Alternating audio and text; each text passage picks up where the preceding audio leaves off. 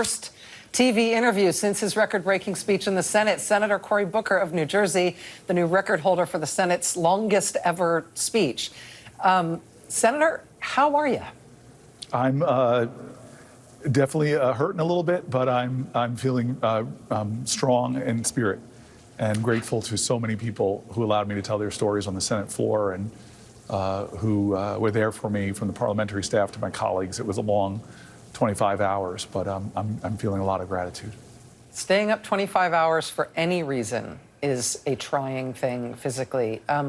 What was different about the experience of it than what you anticipated? I mean, you stood by your fellow Senator Chris Murphy 9 years ago when he did 15 hours. He described that today as a solidarity or a sympathy filibuster, and that you stood with him during that time. So you've experienced some of the pain of this before, but A, you're 9 years older than you were then, and B, this was a lot longer. How was it different, and how much were you prepared for?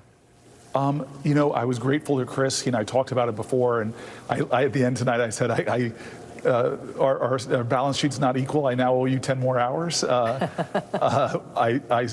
stood with him, and I really wanted to see if I could stand for as long as he and I were going to go. And he was successful that day in getting concessions from Mitch McConnell to have votes on the Senate floor around gun safety. Unfortunately, even common sense gun safety then failed. But for me, it was an experience that stuck in my mind. I could do 15 hours without going to the bathroom, even though my legs really hurt over those 15 hours. Both of us talked about how our feet hurt.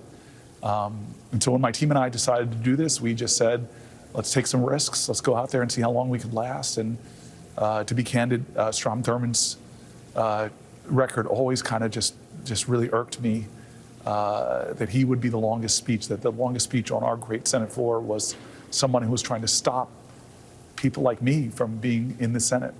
So to surpass that was something I didn't know if we could do, but it was something that was really, as we got closer, became more and more important to me.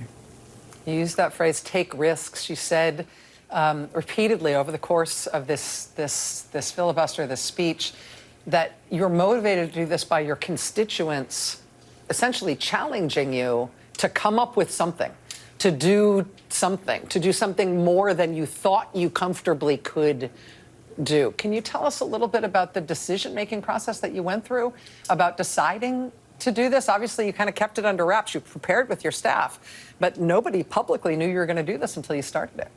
No, I do really credit constituents who are impatient, who are demanding, who are scared, who are angry, and very understandably taking that anger out on Democrats who have to take some responsibility for being where we are in American history right now.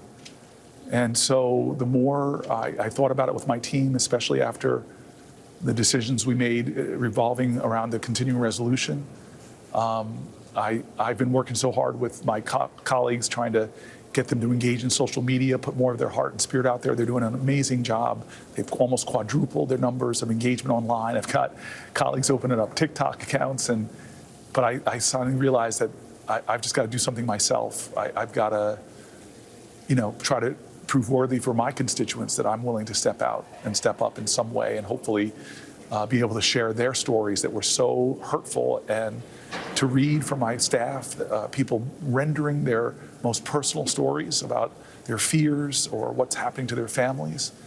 And so my staff and I said, let's try to bring those voices to the Senate floor. Let's see how long you can last. They're demanding something different. This certainly will be different.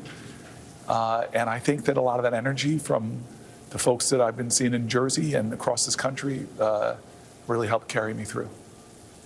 I don't know if you are conscious of how much this caught the attention and caught the imagination of the American people. I know that you're not using electronic devices on the Senate floor. You're not watching your TikTok numbers and your YouTube numbers and the C-SPAN contemporaneous viewing numbers while you're there, because you can't be. But every time that I checked any form of media by which you could be live monitored, there were no less than tens of thousands of people watching in the same place that I was in that moment.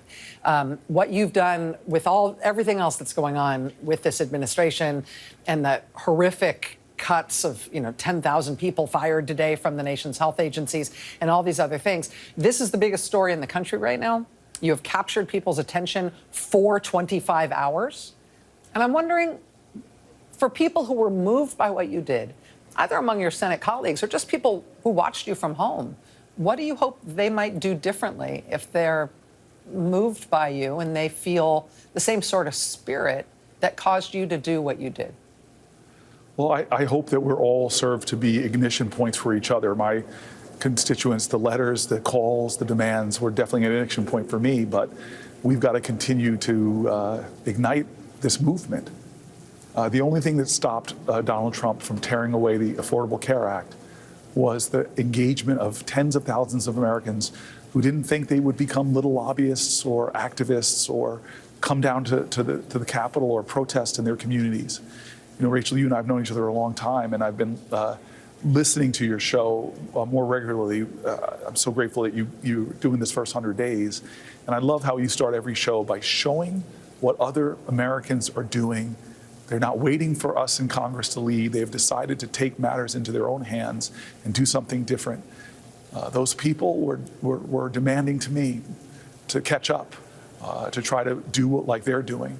This is really about folks leading from their hearts and deciding I'm not going to just let business as usual go on in my life. And so I'm hoping that this is one part of a larger effort that tries to stop them from doing what they're about to do later this week or next week. I have not, I've sort of checked out for this 24 hours, but they're going to try to push through a bill that's going to gut $880 billion from Medicaid. They're going to try to put forward to a bill that's going to give tax cuts to the wealthiest in our country, disproportionately trillions of dollars, and all that, and they're going to still blow one of the biggest single president deficits into our national economy, into our national debt. It's outrageous. And we have got to try to stop them in the same way that the people of this country were able to get good conscious Republicans, Susan Collins, Lisa Murkowski, John McCain, to change their votes and stop him from doing it. Well, we need to move 3 members in the House, I think, and 4 members in the Senate, and all of us have to be a part of that. We can't sit back and do nothing. I'm listening to you and I hear you, but I'm also outside my body a little bit, marveling at your cogency right now. I know that, I don't know if you know that you are still making sense, but you're still making sense and your sentences are still properly structured, and it's starting to feel like a superhuman thing. I'm mindful of how much of your additional energy I'm taking right now. Am I right that you wear one of those rings that monitors your vitals? I do. My staff was telling me we had to look at what it says. So I opened it up, and it gave me nothing on a sleep score because my heart rate was pretty damn high after about 4 or 5 hours, a little bit high. That's concerning. So there are definitely some physical things. I'm feeling it now, and it's the first time I ever did an interview with you where I got to sit down, and there's a man here I've known for years, and he's just, I almost kissed him when he gave me this seat to sit down. So I'm grateful. Well, Senator, as I said, what you have done has captured the nation's attention, and I think captured the moral imagination of this nation in a way that you were really demanding with what you did. And so I don't know what the outcome's going to be.